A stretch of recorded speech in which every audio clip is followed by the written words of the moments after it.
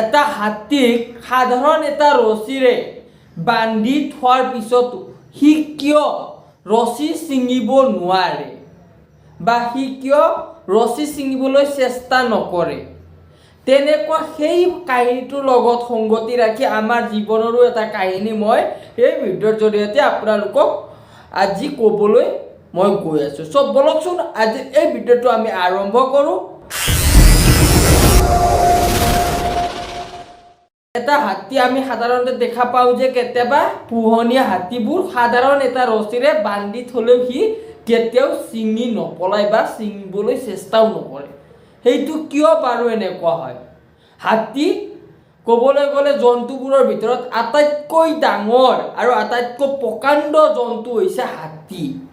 সেই থকা স্বত্তেও সি সেই ৰছীডাল কিয় ছিঙিব নোৱাৰে?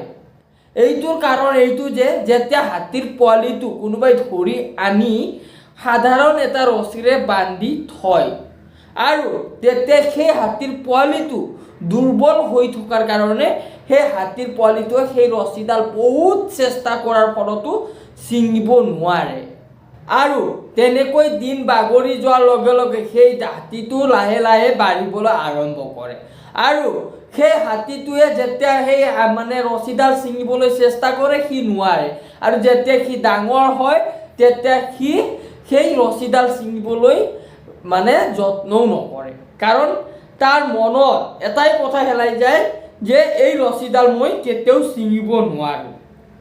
সি সেইকাৰণে যেতিয়া ডাঙৰ হয় তেতিয়া সেই ৰছীডাল ছিঙিবলৈ বা সেই ৰছীডাল মানে ছিঙাৰ বাবে যত্ন কৰিবলৈ সি পাহৰি যায়। তেতিয়া সেই একেখন ৰছীৰে সি যিমান ডাঙৰ হ'লেও বান্ধি থ'লেও সি ছিঙিবলৈ কেতিয়াও যত্ন নকৰে আৰু কেতিয়াও নিছিঙে। সেই তেনেকৈ যদি আমি আমাৰ জীৱনত যদি আমি কিবা কাম এবাৰ দুবাৰ নোৱাৰাৰ ফলত আমি সেই কামটো কৰিবলৈ যত্নই নকৰোঁ তেতিয়া আমি কেতিয়াও সফল নহওঁ। আমি সেই কামটো কৰিবলৈ চেষ্টা কৰিব লাগিব। এবাৰ নোৱাৰিলোঁ, দুইবাৰ নোৱাৰিলোঁ, 10 বাৰ নোৱাৰিলোঁ, আমি 11 বাৰত পাৰিম বা 100 বাৰত হ'লেও পাৰিম। সদায় আমি কামবোৰ কৰিবলৈ যত্ন কৰিব লাগে। আমি জীৱনত সংগ্ৰাম কৰি আগবাঢ়ি যাব লাগিব। আমি সংগ্ৰাম কৰিলেহে সেই কামটো এদিন কৰিব পাৰিম। যেতিয়ালৈকে নোৱাৰোঁ, যেতিয়ালৈকে সেই কাম আমি সম্পূৰ্ণ কৰিব নোৱাৰোঁ তেতিয়ালৈকে আমি সেই কাম কৰি যাব লাগে। কৰি গৈ থাকিলে আমি এদিন নিশ্চয় সেই কামটো সম্পূৰ্ণ কৰিব পাৰোঁ। আমি যদি কামটো আমি নোৱাৰোঁ বুলি থাকি যাওঁ তেতিয়া আমি সেই হাতীৰ নিচিনাকৈ আমি থাকিব লাগিব।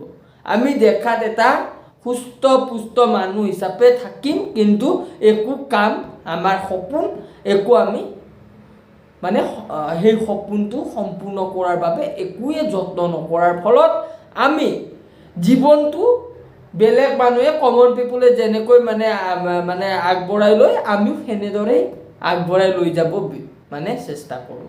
আমাৰ সপোনটো আমি মাজতে ভাঙি দিওঁ, আমি পেলাই থৈ দিওঁ। আমাৰ সপোন আমাৰ যি লক্ষ্য আছিল সকলো সেই 2-4 বাৰ ফেইল হোৱাৰ ফলত আমি গোটেইবোৰ এৰি থৈ দিওঁ।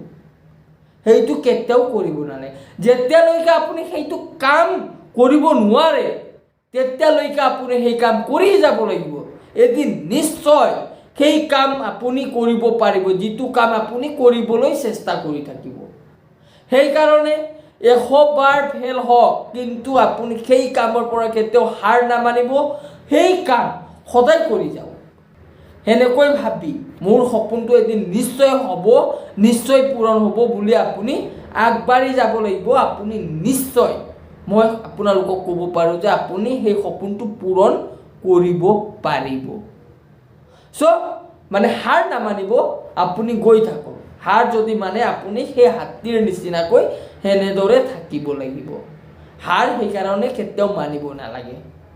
চ' যদি বন্ধু বান্ধৱীসকল আপোনালোকক মোৰ এই ভিডিঅ'টো ভাল লাগিছে তেনেহ'লে ভিডিঅ'টো লাইক কৰিব, কমেণ্ট কৰিব আৰু লগতে মোৰ চেনেল ঋষিৰাজ শৰ্মা ছাবস্ক্ৰাইব কৰি ল'ব বুলি আশা ৰাখিলোঁ।